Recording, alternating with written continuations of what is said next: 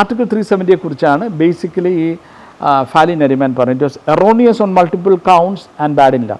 Erroneous on multiple കൗണ്ട്സിന് പല കൗണ്ട്സിൽ ഇത് തെറ്റായ ജഡ്ജ്മെൻ്റാണ്, ഈ judgement bad in ലായുമാണ്.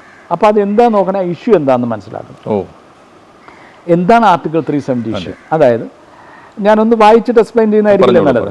The instrument of accession signed in 1947 allows Government of India to make laws applicable to Jammu and Kashmir with respect to 3 areas. Defense, external affairs and communications. Communications എന്ന് പറയുമ്പോൾ നമ്മുടെ വാർത്താവിനിമയമല്ല, അത് communication, അതുമായി ബന്ധപ്പെട്ട transport എല്ലാം വരും communications. ഇനി any law passed in these 3 areas is made applicable to Jammu and Kashmir through a presidential order under article 370 of the Indian constitution after consultation with the government of Jammu and Kashmir, that is article 370 subsection 1.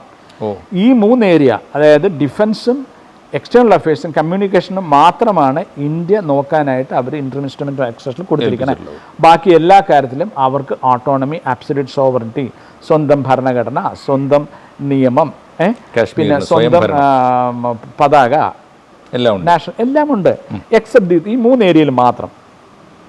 ഈ 3 ഏരിയയിൽ അതാത് കാലഘട്ടങ്ങളിൽ government of India പാസ്സാക്കുന്ന നിയമങ്ങൾ കാശ്മീരിന് applicable ആകണമെങ്കിൽ article 370 section 1 അനുസരിച്ച് ഒരു presidential ഉത്തരവ് മതി. പക്ഷെ ആ പ്രസിഡൻഷ്യൽ ഉത്തരവ് ഇറക്കുന്നതിന് മുമ്പ് ഷുഡ് കൺസൾട്ട്, എഗ്രി ചെയ്യണമെന്നില്ല കാശ്മീർ ഗവൺമെൻറ്, അവിടുത്തെ should consult the JNK government എന്നാണ്. ഈ 3 ഏരിയയിൽ ലെജിസ്ലേഷൻ വേണ്ട, ഒരു പ്രസിഡൻഷ്യൽ ഓർഡർ മതി. അല്ല, ഈ 3 ഏരിയയിൽ ഗവൺമെൻറ് ഓഫ് ഇന്ത്യക്ക് ലെജിസ്ലേഷൻ ഉണ്ടാക്കുകയാണെങ്കിൽ അത് ഇവിടെ ആപ്ലിക്കബിൾ ആക്കാനായിട്ട് ഒരു പ്രസിഡൻഷ്യൽ ഓർഡർ മതി. ആ പ്രസിഡൻഷ്യൽ ഓർഡർ ഇറക്കുന്നതിന് മുമ്പ് പ്രസിഡൻഷ്യൽ ഓർഡർ അതിന് ഈ സ്റ്റേറ്റ് ഗവൺമെൻറ് കൺസൾട്ട് ചെയ്തിരിക്കണം, ഇത്രയേ ഉള്ളൂ. ഇനി ഈ 3 കാര്യം അല്ലാത്ത മേഖലയിൽ ഏതെങ്കിലും ഒരു പുതിയ നിയമം ഉണ്ടാക്കിയിട്ട് അത് ജമ്മു ആൻഡ് കാശ്മീരിന് ആപ്ലിക്കബിൾ ആക്കണമെന്ന് ഗവൺമെൻറ് ഓഫ് ഇന്ത്യക്ക് തോന്നുകയാണെങ്കിൽ, അത് in case of any law outside the 3 areas, concurrence of the Constituent Assembly of Jammu and Kashmir is needed. That is Article 370 subsection 3. Assembly അല്ല, Constituent Assembly. Constituent Assembly എന്ന് പറഞ്ഞാൽ 1950 മറ്റാണ് Jammu and Kashmir. അവരാണ് ഭരണഘടന ഉണ്ടാക്കണത്. ഇത് അതിന് മുമ്പാണ്, ഇത് 47-ലാണ്. ഇൻസ്ട്രുമെൻ്റ് ഓഫ് ആക്സഷൻ 47-ലാണ്. അത് നമ്മൾ ഭരണഘടന ഉണ്ടാക്കുമ്പോഴത്തേക്കും ഈ ആർട്ടിക്കിൾ 370 വയ്ക്കുമ്പോൾ 373 അനുസരിച്ച് ഈ 3 മേഖലയിലല്ലാതെ വേറെ ഏത് മേഖലയിൽ എന്ത് ചെയ്യണമെങ്കിലും കോൺസ്റ്റിറ്റ്യൂവൻ്റ് അസംബ്ലിയുടെ കൺകറൻസ്, അനുമതി വേണം. അത് 3 മേഖലയിൽ നമുക്ക് എന്തെങ്കിലും ചെയ്യാനും വേറെ എന്തെങ്കിലും ചെയ്യണമെന്നുണ്ടെങ്കിൽ അത് ആ രാജ്യം ജമ്മു കാശ്മീർ എന്ന രാജ്യത്തിൻ്റെ കോൺസ്റ്റിറ്റ്യൂവൻ്റ് അസംബ്ലിയുടെ കൺകറൻസ് വേണം. അതാണ് ആർട്ടിക്കിൾ 370 സബ്സെക്ഷൻ 3 പറയണം. ഇനി ഗവൺമെൻറ് എന്താ ചെയ്തെന്ന് നോക്കാം. 2019 ഓഗസ്റ്റിൽ ചെയ്തത്, അവർ invoking article 367 meant for article 367 എന്ന് പറയുന്നത് ഭരണഘടനയിലെ ഏതെങ്കിലും ഒരു ആർട്ടിക്കിളോ ഒരു സെൻറ്റൻസോ ഒരു വാക്കോ ഇൻ്റർപ്രിറ്റ് ചെയ്യാനുള്ള ക്ലോസാണ്. Article 367 meant for interpreting constitution. Invoking that article, government substituted constituent assembly with legislative assembly. Constituent assembly എന്നുള്ള ലെജിസ്ലേറ്റീവ് അസംബ്ലി ആക്കി മാറ്റി. കോൺസ്റ്റിറ്റ്യൂവൻ്റ് അസംബ്ലി ഭരണഘടന ഉണ്ടാക്കുന്നതാണ്, ലെജിസ്ലേറ്റീവ് അസംബ്ലി തിരഞ്ഞെടുക്കപ്പെട്ടതാണ്. ഇനി since the assembly had been dissolved, ഈ 367 ഇൻവോക്ക് ചെയ്യുമ്പോൾ കോൺസ്റ്റിറ്റ്യൂവൻ്റ് അസംബ്ലി ലെജിസ്ലേറ്റീവ് അസംബ്ലി എന്ന് മാറ്റുമ്പോൾ ജമ്മു കാശ്മീരിൽ സ്റ്റേറ്റ് അസംബ്ലി ഇല്ലാത്തപ്പോഴാണ് ചെയ്യണേ.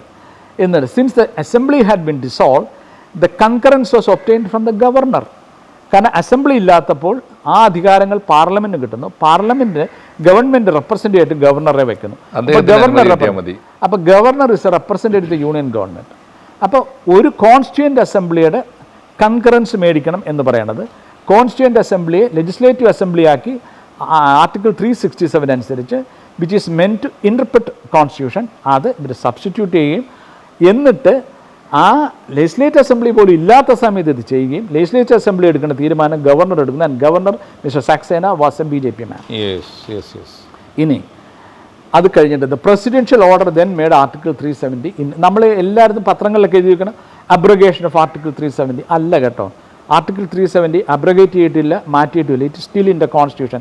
It has been made deoperationalised or inoperative. അത്രയേ ഉള്ളേ, നിർജീവമാക്കി വെച്ചിരിക്കും. നിർജീവമാക്കില്ല. അല്ല അത് അബ്രഗേറ്റ് പത്രങ്ങളിലെല്ലാം abrogation. No, it is not abrogated. It is there. എടുത്തു കളഞ്ഞിട്ടില്ല. എടുത്തു കളഞ്ഞിട്ടുണ്ട്. It is still there. ഭരണഘടനയിൽ ആർട്ടിക്കിൾ 370 ഇപ്പോഴും ഉണ്ട്. നിങ്ങൾ നോക്കിയാൽ കാണും, ഇപ്പോഴും ഉണ്ട്. അതെടുത്ത് കളഞ്ഞിട്ടില്ല.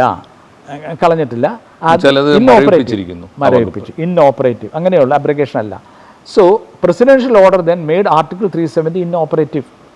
By invoking article 3 of the constitution the government divided JK into 2 union. അതിലേക്ക് ഞാൻ ആദ്യത്തെ അപ്പം രണ്ടാമത്തെ ജമ്മു ആൻഡ് കാശ്മീർ എന്ന് പറയുന്നത് 2 യൂണിയൻ ടെറിട്ടറി ആക്കി മാറ്റി. ഇതാണ് രണ്ടെണ്ണമാണ് ചെയ്തത്. അതിന് ആർട്ടിക്കിൾ 3 ആണ് ഉപയോഗിക്കുന്നത്. ഭരണഘടന ആർട്ടിക്കിൾ 3 അനുസരിച്ചാണ് നമുക്ക് ഇവർ ജമ്മു കാശ്മീരിനെ രണ്ടാക്കി പറയുന്നത്. 367 ഉപയോഗിക്കുന്നു, പ്രസിഡൻഷ്യൽ ഓർഡർ ഉപയോഗിച്ച് 370 ഉപയോഗിക്കുന്നു. ഇത് ചെയ്യുന്നു. 3 സുപ്രീം കോടതിയുടെ റൂളിംഗ് എന്തായിരുന്നു? Invoking article 367 to replace constituent assembly with state assembly was ultra wires.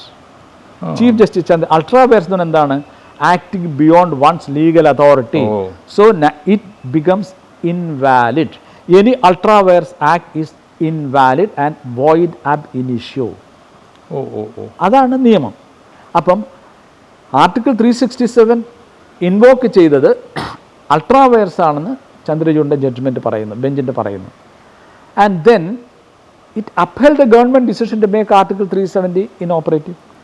Article 367 വെച്ചിട്ടാണല്ലോ കോൺസ്റ്റിറ്റ്യൂന്റ് അസംബ്ലി ലെജിസ്ലേറ്റീവ് അസംബ്ലി ആക്കുമ്പോൾ. അത് അൾട്രാ വയർസ് ആണെങ്കിൽ എങ്ങനെയാണ് 370 അടുത്ത നടപടിയാണ് മറ്റേത്? അതും ആക്കണ്ട അൾട്രാ വയർസ്. അത് തൊട്ടില്ല. He upheld the division of Jammu Kashmir to 2 territories. ഇനി അത് judgment erroneous on multiple counts and bad in law എന്ന് പറഞ്ഞാൽ എന്താണെന്നറിയാം. If replacing constituent assembly with state assembly was ultra vires, yes, everything that follows out is equally ultra vires. കാരണം അതാണ് അതിൻ്റെ Genesis. Yes, yes. If so, presidential order of 5 of August 2019 making article 370 inoperative is ultra vires. ഈ judgement കൊണ്ട് മാത്രം, എൻ്റെ അല്ല, ഈ judgement കൊണ്ട് ultra vires ആകണം. അത് ചെയ്തില്ല. ഇനി dividing Jammu and Kashmir to union territory was illegal because Article 3 doesn't allow union government to make a state into union territory. ഈ സ്റ്റേറ്റിനെ യൂണിയൻ ടെറിട്ടറി ആക്കാനായിട്ട് ഈ നിയമത്തിൽ പറയുന്നില്ല. സ്റ്റേറ്റിനെ രണ്ടാക്കാം, യൂണിയൻ ടെറിട്ടറി സ്റ്റേറ്റ് ആക്കാന്നേ പറയുന്നുള്ളൂ. സ്റ്റേറ്റിനെ യൂണിയൻ ടെറിട്ടറി സ്റ്റേറ്റിനെ യൂണിയൻ ടെറിട്ടറി ആക്കാം എന്ന് ആർട്ടിക്കിൾ 3 പറയുന്നില്ല.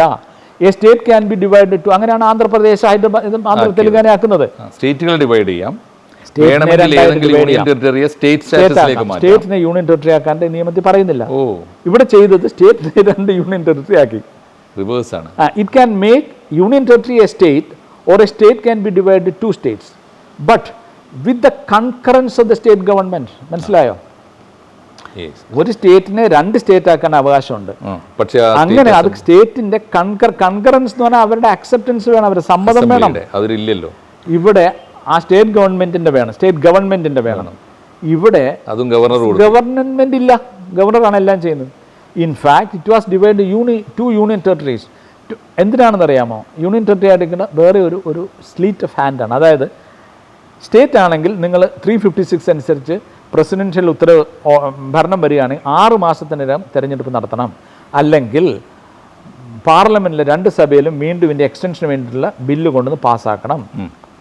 അത് അവോയ്ഡ് ചെയ്യാൻ വേണ്ടിയിട്ടാണ് യൂണിയൻ ടെറിട്ടറി. യൂണിയൻ ടെറിട്ടറിയാണ് എത്ര നാൾ വേണമെങ്കിലും ഇലക്ഷനിലായി കൊണ്ട് നടക്കാം. അതിനാണ് ഇത് 2 മാറ്റണം. മനസ്സിലായോ? അതാണ്. Divided 2 union territories to avoid the limitation period of Article 356, which mandates that the union government should conduct general election in the state within 6 months from the date of dissolution of the assembly or up to 3 years with the approval of the parliament after every 6 months.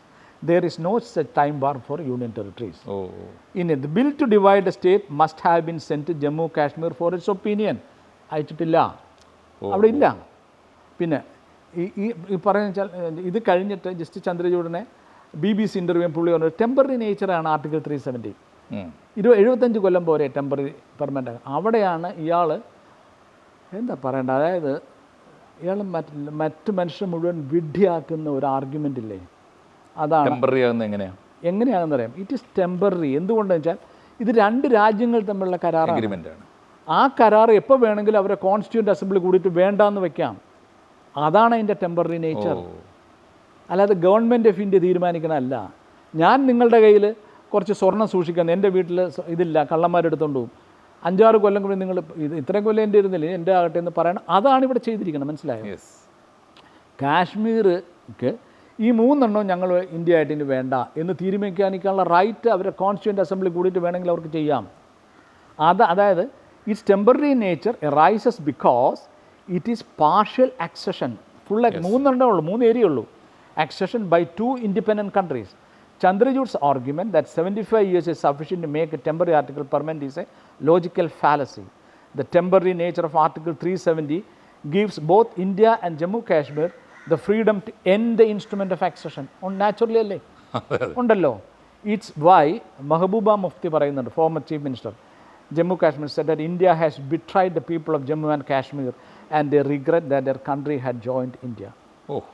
എന്ന്. അതായത് ഇയാളുടെ arguments ഉണ്ട്. 370 temper, ഞാൻ അത് കേട്ടപ്പോൾ അയ്യോ എന്ന് വിചാരിച്ചു. 370 ടെമ്പററി അല്ലെന്ന് അയാൾ ചോദിക്കുമ്പോൾ ശരിയാണ്, ടെമ്പററി എന്ന് പറഞ്ഞത് തന്നെയാണ് ഭരണഘടനയെ കൊടുത്തത്. Why it is temporary? അതിൻ്റെ ജെനിസിസ് തന്നെ ടെമ്പററി ആണ്. അത് ഇന്ത്യൻ ഭരണഘടന തീരുമാനിക്കേണ്ട അല്ല, അത് മറ്റൊരു സ്വതന്ത്ര രാജ്യം കൂടെ തീരുമാനിക്കേണ്ടതാണ്. That is what gives it a temporary nature. That is പിന്നെ യുണൈറ്റഡ് നേഷൻസിൻ്റെ പണ്ട് ഇടപെട്ട് യുണൈറ്റഡ് നേഷൻസ് പറഞ്ഞിരുന്നു, മനസ്സിലായത്, a referendum among people has to be conducted. For that the military of both government of India and Pakistan should recede. എന്നിട്ട് വേറെ 3 രാജ്യങ്ങളുടെ മേൽനോട്ടത്തിൽ നടത്തും. And government of India was referendum, government of India was not ready. കാരണം ജനങ്ങൾ ഇതിനെതിരായിട്ട് പറയുമെന്നുള്ള ഭയമുണ്ട്. അപ്പം ഇത് അതായത് കംപ്ലീറ്റ് ആയിട്ട് നെഹ്റു ഏതാണ്ട് ഒരു വാക്ക് കൊടുത്തിരുന്നു ഷെയ്ഖ് അബ്ദുള്ളയുടെ കാലത്ത്. Who is Nehru? അയാൾ ആരാണ്? He's the prime minister. അയാൾക്ക് ഒരു രാജ്യത്തിനെ കുറിച്ച് വാക്ക് കൊടുക്കാൻ എന്താണ്? Is the parliament to decide. Parliament of government of India and Jammu Kashmir, it is between 2 countries. ഈ ഞാൻ കുഴപ്പമില്ലടെ ഞാൻ നോക്കാൻ പറഞ്ഞാൽ നെഹ്റുവിൻ്റെ മറ്റൊരു രാജ്യമാണല്ലോ. ഈ നെഹ്റുവിൻ്റെ എന്താണ് നിസാദ്, അല്ലെങ്കിൽ ചന്ദ്രചൂഡിൻ്റെ ആരാണ്, അല്ലെങ്കിൽ എൻ്റെ ആരാണ്, നിങ്ങളുടെ ആരാണ്? അത് വേറെ രാജ്യത്തിൻ്റെ സ്വത്താണ്. അതെ. ഇപ്പോൾ ട്രാവൻകൂർ എന്ന് പറയണത് അസീഡ് ചെയ്ത പോലെ, അല്ലെങ്കിൽ കൊച്ചിൻ അസീഡ് ചെയ്ത പോലെ ഫുൾ ആയിട്ട് അല്ല ചെയ്തിരിക്കുന്നത്. 3 ഏരിയയിൽ, ഈ 3 ഏരിയയിലുള്ള നിയമങ്ങൾ പുതുതായിട്ട് ഗവൺമെൻറ് ഉണ്ടാക്കുകയാണെങ്കിൽ അത് എത്തിക്കാൻ വേണ്ടി ആർട്ടിക്കിൾ 370. അതിന് പുറത്തുള്ള എന്ത് ചെയ്യണമെങ്കിലും ജമ്മു കാശ്മീരിൻ്റെ കോൺസ്റ്റിറ്റ്യൂൻ്റ് അസംബ്ലിയുടെ അപ്രൂവൽ വേണം എന്ന് പറയുമ്പോൾ, അത് ഞാൻ പറയാം, ഒരു കയ്യിൽ ഒരു കുറേ പേര് അവിടെ ജീവിക്കേണ്ടിരിക്കുന്നു. ഈ ഒരു ഹോളുണ്ട്, ഇതുവഴി വേണ്ട ആഹാരങ്ങളൊക്കെ കൊടുക്കുമെന്ന് പറയുന്നു. അതിൽ കൂടെ തന്നെ കുറച്ച് വിഷം കൊടുത്ത് അങ്ങ് തീർക്കുന്നു. This is it. Very same article 370 ഉപയോഗിച്ച് ആർട്ടിക്കിൾ 370 എന്താണ് ഇനോപ്പറേറ്റീവ് ആക്കി മാറ്റി, എന്നിട്ട് അതിനെ ന്യായീകരിക്കുകയാണ്. ഓക്കെ. DY ചന്ദ്രചൂഡിൻ്റെ വിഖ്യാതമായ 3 വളരെ പ്രധാനപ്പെട്ട കോൺട്രവേഴ്സ്യലായ 3 വിധി, ആ 3 വിധികളെ മുൻനിർത്തിയിട്ട് സാറ് പറഞ്ഞു വരുന്നത് ആ 3 വിധികളും ബേസിക്കലി ഇല്ലീഗലാണ്, അൺകോൺസ്റ്റിറ്റ്യൂഷണലാണ്. ഡെഫിനറ്റ്ലി അത് against the spirit of the law. That's what അയാളുടെ ഒരു കോടതിയിൽ ഒരു കേസിൽ ഞാൻ കാണുമ്പോൾ ഒരു മാത്യു നെടുമ്പാറ എന്ന് പറഞ്ഞ് കേരളത്തിലെ ഒരു ആണെന്ന് തോന്നുന്നു, പേര് കേട്ടിട്ട് കേട്ടോ. പുള്ളി മറ്റേ നീറ്റ് പരീക്ഷയായിട്ട് ബന്ധപ്പെട്ട് ഒരു കേസ് പുള്ളി ഇങ്ങനെ പറഞ്ഞു. പുള്ളി ഇൻ്ററപ്റ്റ് ചെയ്യുന്നു, വേറെ അറ്റോർണി ജനറലായിട്ട് പറയുമ്പോൾ ഹി ഇൻ്ററപ്റ്റ്സ് ഫ്രീക്വൻ്റ്ലി.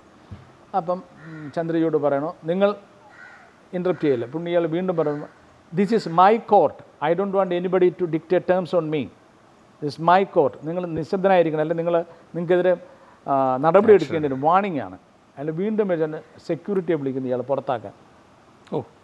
അതായത് ഇയാളുടെ കോർട്ട് എന്ന് പറഞ്ഞാൽ it's the court of the litigant. Chief ജസ്റ്റിസിൻ്റെ കോടതിയിലെ പ്രമുഖൻ ചീഫ് ജസ്റ്റിസ് അല്ല, it is the litigant. Litigant വേണ്ടിയിട്ടാണ് ഈ സിസ്റ്റം ഉണ്ടാക്കിയിരുന്നത്. ഒരു ഹോസ്പിറ്റലിലെ പ്രധാന വ്യക്തി രോഗി, സൂപ്രണ്ട് അല്ല.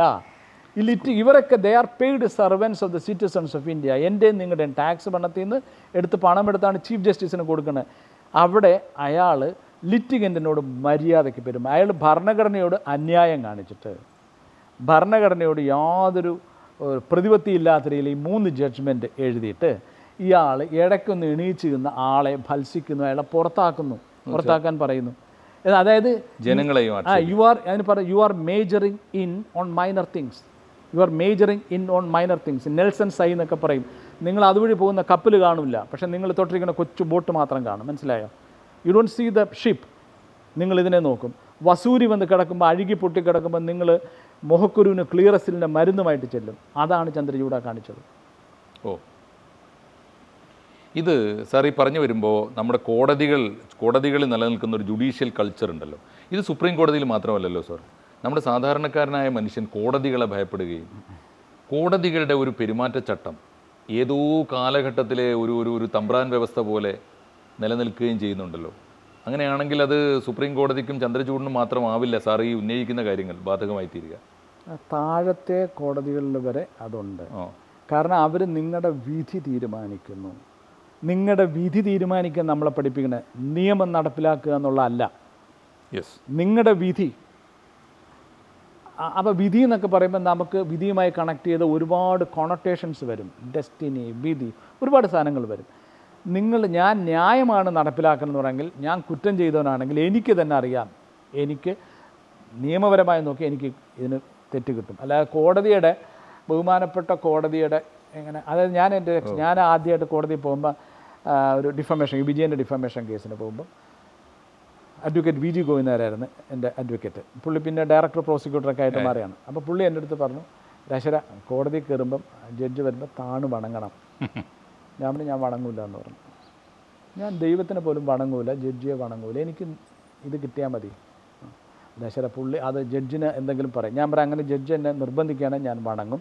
പക്ഷെ അന്ന് ഇറങ്ങുന്നതിന് മുമ്പ് വണങ്ങിക്കഴിഞ്ഞ് ഞാൻ ജഡ്ജിൻ്റെ അടുത്ത് പറയും, ഇങ്ങനെ വണങ്ങണമെന്ന് നിയമം എഴുതി വെച്ചിട്ടുണ്ടെങ്കിലേ ഞാൻ അടുത്തോട്ട് വണങ്ങുള്ളൂ എന്ന് ഞാൻ കൃത്യമായി പറയുന്നു പറഞ്ഞു. എഴുതി വെച്ചിട്ട് വണങ്ങും, അല്ലെങ്കിൽ ജഡ്ജിന് വണങ്ങാൻ എനിക്ക് തയ്യാറല്ല.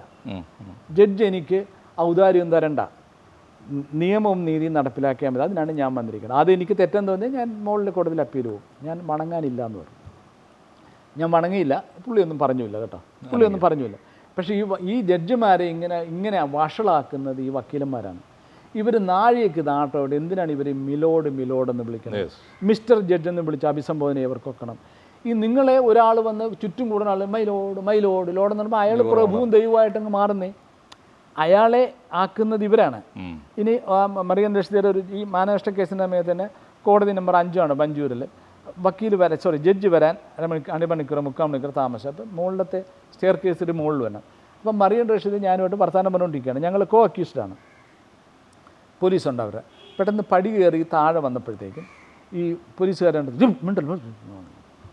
അപ്പം ഞാൻ പറഞ്ഞു പോവുക എന്ന് പറഞ്ഞിട്ട് ഞാൻ ഇവരോട് സംസാരിച്ചുകൊണ്ടിരുന്നു. അപ്പോൾ അടുത്തുകൂടെ ജഡ്ജി ഇങ്ങനെ പോയി. അയാളൊന്നും മജിസ്ട്രേറ്റ് ഒന്നും മിണ്ടിയില്ല. അപ്പം പോയി കഴിഞ്ഞപ്പം ഈ പോലീസുകാരുടെ പറഞ്ഞു, മജിസ്ട്രേറ്റ് പോകുമ്പോൾ അങ്ങനെ സംസാരിക്കാറൊന്നും ആയിട്ടില്ല. ഞാൻ പറഞ്ഞത് സംസാരിക്കണ്ട, ഞാൻ സല്യൂട്ട് അടിച്ചുകൊണ്ടിരിക്കും. ഞാൻ സല്യൂട്ട് അടിക്കുന്നത്, ഞാൻ പ്രതിയാണ്, എനിക്ക് ഔദാര്യമൊന്നും വേണ്ട, ശിക്ഷ എന്നാൽ ഞാൻ മേടിച്ചോളാം, അല്ലെങ്കിൽ ഞാൻ അപ്പീലിന് അത് ഇയാൾ തൊഴുതാൽ മതി, ഞാൻ തൊഴാനൊന്നുമില്ല കേട്ടോ എന്ന് പറഞ്ഞു. ഞാൻ അങ്ങനെയൊന്നുമില്ല. അവർ കുറ്റം ചെയ്തെന്ന് കോടതി കണ്ടെത്തിയാൽ ഞാൻ എൻ്റെ ശിക്ഷ അനുഭവിക്കും, അല്ലെങ്കിൽ ഞാൻ മേൽക്കോടതിയിൽ പോകും. എനിക്കിങ്ങനെ ബഹുമാനം അങ്ങ് എനിക്ക് എന്തെങ്കിലും അങ്ങനെയൊന്നും ഞാൻ പറയില്ല. അപ്പോൾ ഈ കോടതിയിൽ ഇങ്ങനെ വന്നിട്ട് ഇവർ നിങ്ങളൊരു കോടതിയിലെ കേസ് തെറ്റായ ഒരു ജഡ്ജ്മെൻറ്റ് വന്നു. ജഡ്ജായ്മ നമ്മൾ അപ്പീൽ പോകുന്നത് എങ്ങനെയാണെന്ന് അറിയാമോ? അപ്പീലിൻ്റെ wordings, the learned judge has erred, ERRED, പണ്ഡിതനായ ന്യായാധിപന് തെറ്റുപറ്റി. അങ്ങനെയാണ് അപ്പീലിൻ്റെ വേർഡിങ്സ് കേട്ടോ. അങ്ങനെയാണ് പോകുന്നത്. അതുകൊണ്ട് ഇതിൻ്റെ ലീഗാലിറ്റി ഒന്നുകൂടെ പരിശോധിക്കണം. പണ്ഡിതന് തെറ്റുപറ്റിയെന്നാണ് പറയുന്നത്. പണ്ഡിതന് തെറ്റെങ്ങനെയാണ് പറ്റുന്നത്? പണ്ഡിതൻ നിയമം വ്യാഖ്യാനം ചെയ്യുകയാണെങ്കിൽ ഇപ്പം നല്ല നിയമം നല്ലോണം ജഡ്ജ്മെൻറ്റ് എഴുതാനാണെങ്കിൽ അത് മുകളിൽ പോയാലും ചിലപ്പോൾ ക്യാൻസൽ ചെയ്യാനും ഒക്കില്ല. കാരണം അയാൾ നിയമമാണ് കോട്ട് ചെയ്യണത്. ആ ലൂപ്പ് ഹോൾസ് വരുമ്പോഴാണ് ഈ പലപ്പോഴും മുകളിലോട്ട്, അല്ലെങ്കിൽ ലീഗാലിറ്റി പ്രശ്നം വരുന്നു. ലീഗാലിറ്റി എന്തുകൊണ്ട് താഴത്തെ ജഡ്ജ് പ്രോപ്പറായിട്ട് നോക്കിയില്ല എന്നൊരു ഇഷ്യൂ ഇല്ലേ? ഇനി ഇങ്ങനെ വന്ന് സുപ്രീം കോടതിയിൽ വന്നു. സുപ്രീം കോടതിയിൽ ഇതുപോലെ ഈ ചന്ദ്രചൂഡ് ഇതേപോലെ ജഡ്ജ്മെൻറ്റ് എഴുതുകയാണെങ്കിൽ എവിടെയാണ് പോകണ്ടേ? അതായത് ഒരു പോയിൻ്റ് കഴിയുമ്പം നിങ്ങളുടെ എല്ലാ അവകാശങ്ങൾക്കും വേണമെങ്കിൽ ഒരു ജഡ്ജിനെ നിഷേധിക്കാം, ജഡ്ജിന് നിങ്ങളെ പരിഹസിക്കാം.